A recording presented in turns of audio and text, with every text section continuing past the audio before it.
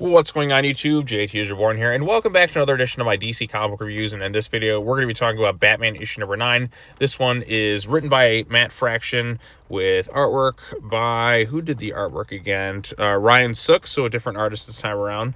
And yeah, so this is basically like in the previous issue, they signed the law going into effect to have Poison Ivy give more power to Vandal Savage, and that to go after all the different, like, you know, Gotham vigilantes and all that too.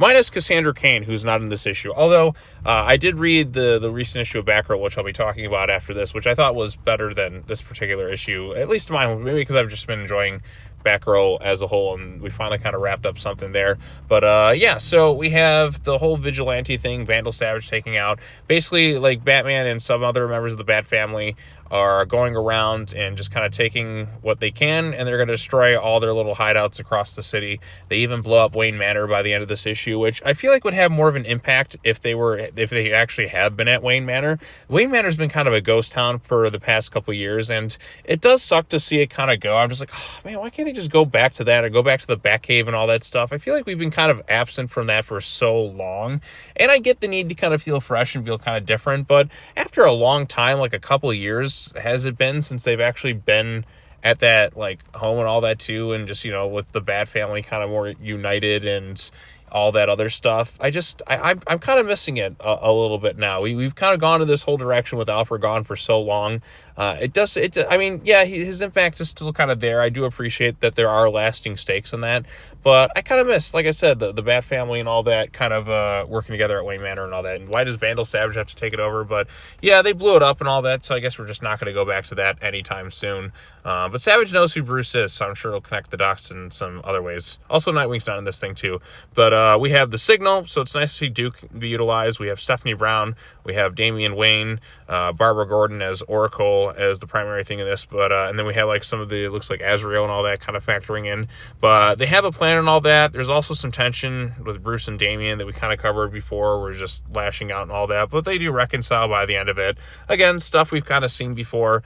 But it's mostly just kind of like a chasing issue and just kind of like diverting, like kind of keeping things under wraps. Like, they have their secret hideouts and all that, but just kind of shutting things down to kind of protect those, like, who have connections to the whole Batman mythos and all that too. And then it does end in a rather interesting sort of cliffhanger.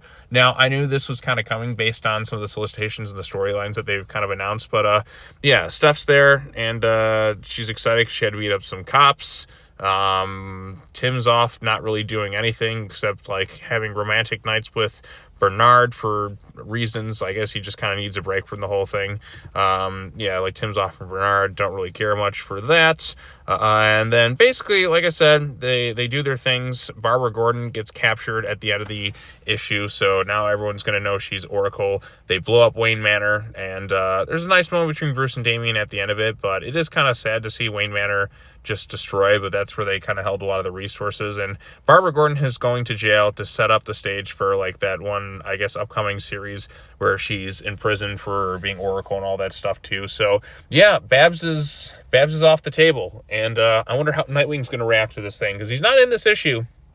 He's not in it, but, you know, Barbara Gordon was his girlfriend, his significant other. What's going to be the impact of that? How's that going to affect the Nightwing book going forward, and some other things going on? And, you know, I know this is like a shared universe, but, like, with all the things being destroyed, can't Batman just call in the Justice League for a little help? Like, hey, Soups and all that, hey, can I just kind of crash here at the Watchtower for right now while everything's kind of being taken over in my city?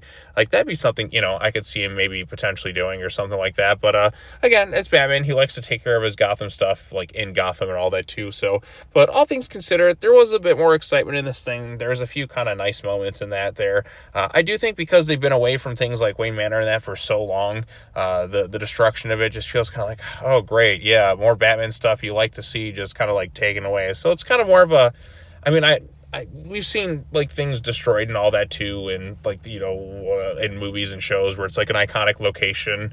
But maybe because we've been away from it for so long, it's like, oh, great, I guess we're just not going to go back to doing some of the cool classic Batman stuff anymore. It just feels like everything's just been kind of taken away, and it just feels like it's never really, like, getting back to kind of the stuff you like with Batman in some capacities. So I don't know. Those are just my little thoughts on it too. Like, you know what I mean? Like, you want to see, like, working out of the Batcave and all that too. We don't really have that anymore.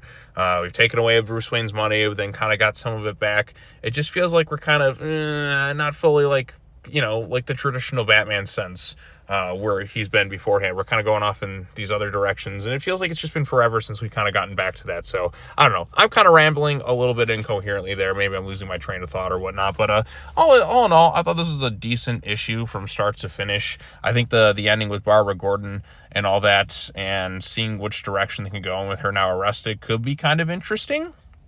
So we'll see how that kind of unfolds. Was this like a must-read issue or anything like that for me? I wouldn't say so. I haven't really been wowed by the stuff that Fraction's been working on in this Batman book since kind of the beginning, but nothing in here outright like just made me angry or anything like that. There are a few kind of cool like moments in that, and seeing some of the gadgets and technology and all that too.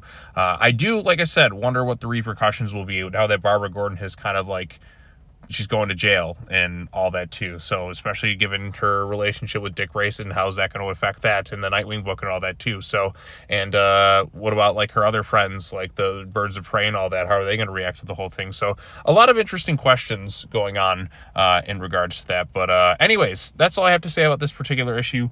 Let me know your thoughts in the comment section down below. Be sure to like this video, share it with your friends, subscribe to the YouTube channel for more content, hit the bell for notifications, all that fun stuff. Got one more comic book, and then I'll be all set. So see you all then. Peace out, everyone.